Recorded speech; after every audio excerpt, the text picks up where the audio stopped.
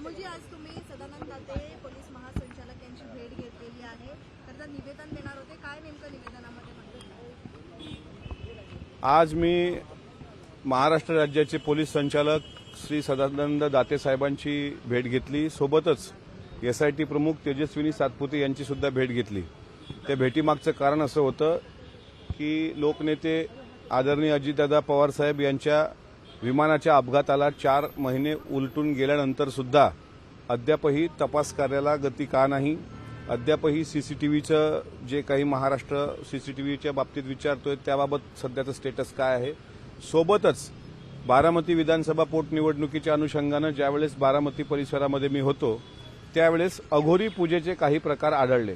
मी स्वतः अंधश्रद्धा निर्मूलन समितीचा एक कार्यकर्ता असल्यामुळे अशा थोतांडावर माझा विश्वास नसल्याचं मी अगोदरच दोन्ही अधिकाऱ्यांना सांगितलं.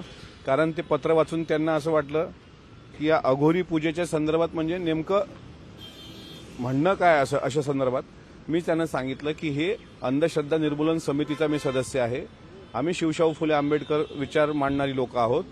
पण अजितदादांच्या विमान अपघाताच्या 3 महिन्यापूर्वीपासून जे काही प्रकार घडले त्यामध्ये काही भोंदूबाबा खरातच्या आश्रमात घडलेले प्रकार, त्यानंतर गोजूबावीच्या परिसरात घडलेले प्रकार, दादांचा काटेवाडीच्या बंगल्याच्या बागच्या साईडला घडलेले प्रकार आणि या सगळ्या प्रकाराच्या अनुषंगानं मी एक पत्र दिलंय की अजितदादांच्या विमान अपघाताच्या अनुषंगाने अघोरी पूजेचा संदर्भ हा कॅप्टन अशोक खरात भोंदूबाबा जो आहे त्याच्या आश्रमाशी संबंधित आहे का याबाबत चौकशी झाली पाहिजे.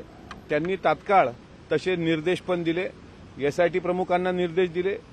पाषाणला जे अधिकारी आहेत पुण्याला ज्यांच्या अंडरमध्ये हे सगळं तपास यंत्रणा लागलेली आहे त्यांना सुद्धा त्यांनी तसे निर्देश दिले. मी सदानंद दाते साहेबांचं मनापासून आभार व्यक्त करतो की त्यांनी अत्यंत चांगला प्रतिसाद दिला आणि अघोरी पूजेच्या अनुषंगानं आता तो तपास व्हावा असे आदेश त्यांनी निर्गमित केले आहेत.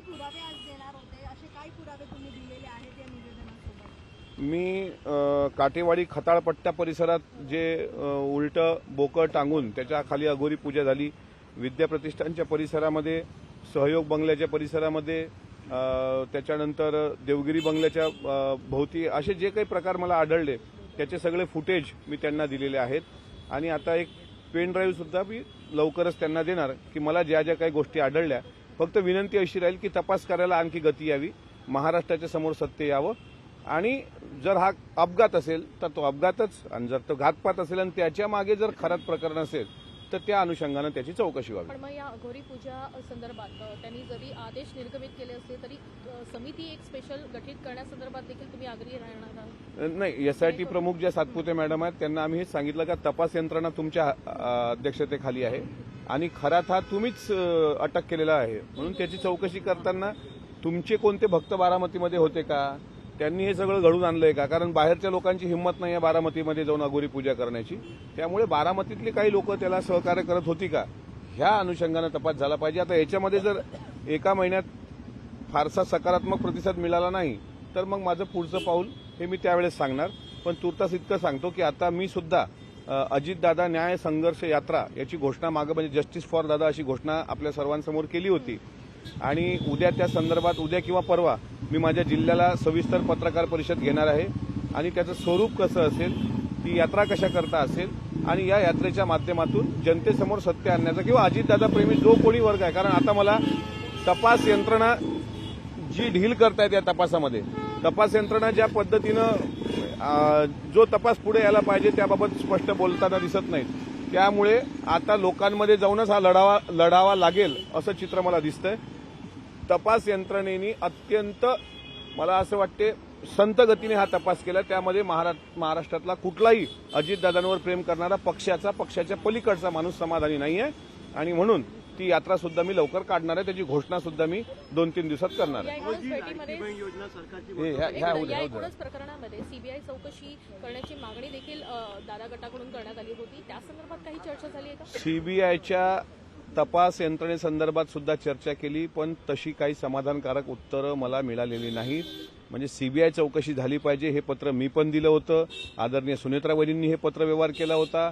सर्वांनी आपापल्या पद्धतीने हा पत्रव्यवहार केला पण त्याचं सुद्धा अद्यापही फलित झालं असं मला वाटत नाही. तुम्ही विविध पोलीस स्टेशन देखील गाठली होती FIR दाखल करण्यासाठी, त्या ठिकाणी तुम्हाला FIR दाखल करू दिले नाही. या संदर्भात गोष्टी ज्या आहेत त्या दाते सरांसमोर तुम्ही नाही, मांडल्या. दाते सरांसमोर आणि सातपुते मॅडम समोर मी फक्त अघोरी पूजेच्या अनुषंगाने जो खरात बाबा तुम्ही अटक केलाय त्याच्या भक्त संप्रदाय याच्या मागे कारणीभूत आहे का याची चौकशी करण्यासंदर्भातच आजची भेट घेतलेली आहे. जे लिंक्स होते खराब प्रकरणामध्ये त्यामध्ये प्रतिभा चाकणकर यांची ईडीनं काल 8 तास. परवा जी आहे चौकशी केलेली आहे 8 आणि या तास चौकशी सगळ्यात 6 ते 8 तासांची ही चौकशी झाली एक दिवशी. त्याच दरम्यान ईडीच्या चौकशीमध्ये 50 लाख रुपये जे आहेत ते प्रतिभा चाकणकर यांच्या खात्यावर आल्याचं कळतंय. मात्र ह्या सगळ्याकडे कसं पाहतंय? मनी लॉन्ड्रिंग प्रकरण असेल किंवा त्या संदर्भात जर ईडीची चौकशी लावली असेल तर मला असं वाटते ते तपासात सिद्ध होईल. कोणाच्या अकाउंटवर ट्रान्झॅक्शन झालं, कोणाच्या अकाउंटवरून ट्रान्झॅक्शन झालं. 29 जानेवारीचं ट्रान्झॅक्शन चेक करा. मी तर परत त्यांना भेटून सांगणार आहे की साधारणपणे 27 जानेवारी, 28 जानेवारी, 29 जानेवारी आणि 30 जानेवारी या 4 दिवसामधले कॉल डिटेल्स, या 4 दिवसामधले ट्रान्झॅक्शन ह्या सगळ्या गोष्टी तपासात पुढे आल्या तर मला असं वाटते विमान अपघातापर्यंत हे जातं. आता त्यांची जी काही चौकशी झालेली आहे तो चौकशीचा भाग आहे. त्याबाबत ते त्या पद्धतीने उत्तर देतील. पण एकूणच या पवारांच्या प्रकरणामध्ये या बऱ्याच सगळ्या राजकीय अपघाताच्या दिवशी तुम्ही जसे सीसीटीव्हीची मागणी केली होती, दादा बंगल्यातून निघाल्यापासून विमानात बसेपर्यंत या संदर्भात काही त्यांनी सांगितलं? हो. त्यांच्या हाती तरी हे ज्यांना सीसीटीव्ही भेटायचं लागलेले त्यांचं नाव आहेत का? दाखवा. मी आता ज्यावेळेस दाते सरांना ह्या बाबतीतच विचारलं तर त्यांनी मला ADG CID ऑफिस पुणे हा ॲड्रेस दिलाय आणि ADG साहेबांना मी स्वतः पुण्याला सुद्धा भेटायला जाणार आहे. तपास त्यांच्या अध्यक्षतेखाली होतोय. त्यामुळे सीसीटीव्ही संदर्भात म्हणजे माझ्या मनात जे प्रश्न होते ते प्रश्न सदानंद दाते सरांना पण ते वाटले की हे विचार करण्यासारखे प्रश्न आहेत म्हणून त्यांनी CID ऑफिसचा नंबर वगैरे दिलाय. त्यात मी पुण्याला जाऊन पाषाणला जिथे ते ज्यांच्या अध्यक्षतेखाली हा तपास सुरू आहे तिथे भेटेल. कारण मी त्यांना म्हटलं का खरात बाबांचे हजारो सीसीटीव्ही सापडलेत अँटी चेंबरमधले, पण दादांचा विमानात बसण्याचा सीसीटीव्ही का सापडला नाही? विमानात बसण्याचा मी देवगिरीचा सीसीटीव्ही पण म्हणणार नाही आता, पण निदान विमानात बसण्याचा सुद्धा. कारण कलिना गेट नंबर 8 ते विमानतळावर जाईपर्यंत नेमके दादांसोबत माणसं होती किती हे एकदा महाराष्ट्राला कळलं तर यातलं चित्र बऱ्यापैकी स्पष्ट होईल. म्हणून त्यांनी मला सांगितलं की याबाबत तुम्हाला पुण्याचे अधिकारी व्यवस्थित सांगतील. म्हणून मी आता ठरवतोय, पण मी पुण्याला त्यांची भेट घ्यायला लवकरच जाणार. एकूणच लाडकी बहिणीचे 2 महिन्याचे हप्ते आलेले नाहीयेत आणि 65 लाख महिलांच्या अकाउंटमध्ये चुकीच्या पद्धतीने पैसे गेले म्हणून परत घेणार आहेत. अडचणीचं ठरेल का 65 लाख महिलांकडनं पैसे परत सरकार घेते?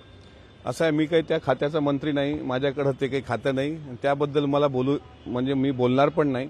शेवटी तो त्या खात्याचा संबंधित मंत्र्यांचा विषय आहे. त्याबाबत मला असं वाटते संबंधित मंत्री महोदयाच अधिक उत्तर देतील. पक्षाची बाजू अधिकृतपणे मांडता पक्ष सत्ताधारी पक्ष आहे. अजितदादांनी सुद्धा गुलाबी रंग घेऊन महिला बालकल्याण विभागासोबत ठामपणे या योजनेसोबत उभे होते.